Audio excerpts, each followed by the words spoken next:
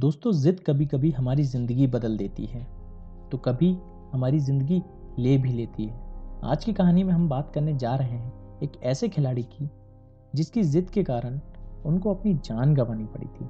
तो दोस्तों, वीडियो को पूरा ज़रूर देखें। चैनल पर नए हैं और क्रिकेट से जुड़े ऐसे ही इंटरेस्टिंग फैक्ट्स और स्टोरीज जानना चाहते हैं तो चैनल को सब्सक्राइब जरूर से कर लें।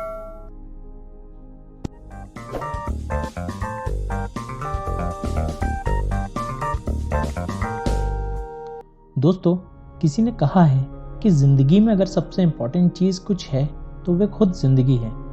इसलिए किसी को भी अपनी ज़िद के लिए तो उसे दांव पर नहीं लगाना चाहिए। आज के वीडियो में हम आपको बताने जा रहे हैं क्रिकेट में हुई एक ऐसी दुखद घटना के बारे में जिसमें भारत के पूर्व खिलाड़ी रमन लांबा को अपनी जान गंवानी पड़ी थी। दोस्तों, रमन लांबा के बारे में बात करें तो उनका जन्म 2 जनवरी 1960 को उत्तर प्रदेश के मेरठ शहर में हुआ था। रमन लांबा दाएं हाथ के बल्लेबाज थे जो कि अपनी फिटनेस और चुस्त फील्डिंग के लिए जाने जाते थे। रमन लांबा ने अपने रणजी कैरियर की शुरुआत दिल्ली के लिए 1980-81 में की थी। लांबा के रणजी कैरियर की बात करें, उन्होंने 87 मैचों में 53 की शानदार औसत से 6,362 रन बनाए थे, जिसमें 5 दोहरे शतकों के साथ कुल 22 शतक शामिल थे। 1994-95 के रणजी सीजन में रमन लांबा ने 10 मैचों में 73 की बेहतरीन औसत से 1,074 रन बनाए थे, जो उस समय एक सीजन में बनाए गए रनों का रिकॉर्ड था। इसी सीजन में उन्होंने 8 मैचों में दिल्ली की कप्तानी भी की थी, जिसमें 5 मैच ड्रॉ रहे और 3 मैचों में उन्होंने टीम को जीत दिलाई थी। रमन लांबा के ओवरऑल फर्स्ट क्लास कैरियर की बात करें तो उन्होंने 175 इनिंग में 53 की औसत से 8,776 रन बनाए हैं, जिसमें 31 शतक और 27 अर्धशतक शामिल थे। लांबा का हाईएस्ट स्कोर 320 था, जो उन्होंने 1987 दिलीप ट्रॉफी के फाइनल में वेस्ट जोन के खिलाफ बनाया था।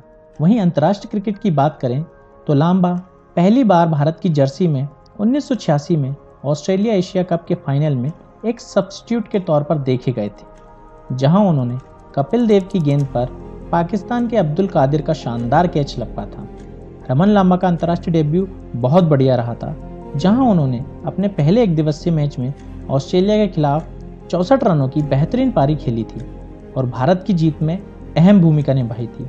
इसके बाद अपने 6वें मैच में शानदार शतक जमाते हुए 102 रनों की पारी खेलकर अपने अंतर्राष्ट्रीय क्रिकेट का शानदार आगाज किया था।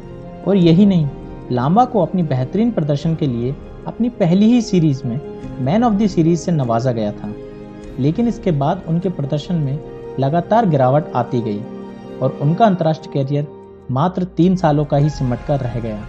लांबा ने अपने एक दिवसीय कैरियर में कुल 32 मैच खेले हैं, जिसमें उन्होंने 27 की औसत से 783 रन बनाए हैं, जिसमें 1 शतक और 6 अर्धशतक शामिल हैं।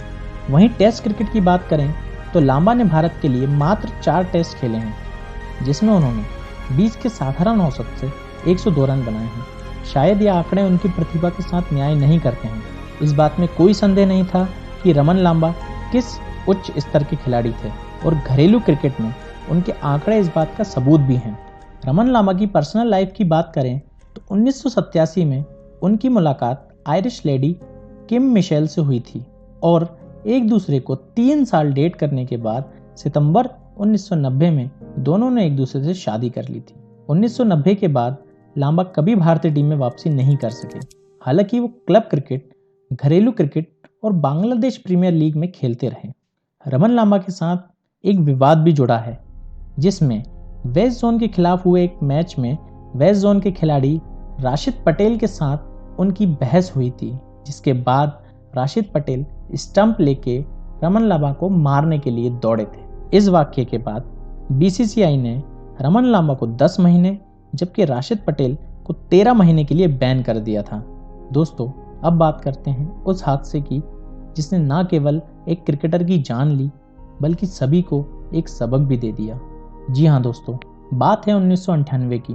वैसे तो रमन लांबा काफ़ी समय से अंतर्राष्ट्रीय क्रिकेट से दूर थे, लेकिन उन्होंने घरेलू क्रिकेट और क्लब क्रिकेट खेलना जारी रखा था। वे ढाका प्रीमियर लीग में ढाका के सबसे पॉपुलर क्लब अबाहानी करीरा चक्र की ओर से खेलते थे। इसी लीग में मोहम्मदन स्पोर्टिंग क्लब के खिलाफ खेले गए मैच में रमन लांबा शॉर्ट लेग पर फील्डिंग कर रहे थे। बल्लेबाज थे मेहराब हुसैन, जबकि गेंदबाजी कर रहे थे left arm spinner Saifullah Khan. Raman Lamba के साथी खिलाड़ियों ने उन्हें हेलमेट पहनने की सलाह दी थी, जिसे उन्होंने ये कहकर मना कर दिया था कि ओवर में अब 3 बॉल ही बचे हैं। और वैसे भी लांबा जब बल्लेबाज के पास फील्डिंग करते थे तो हेलमेट पहनना पसंद नहीं करते थे।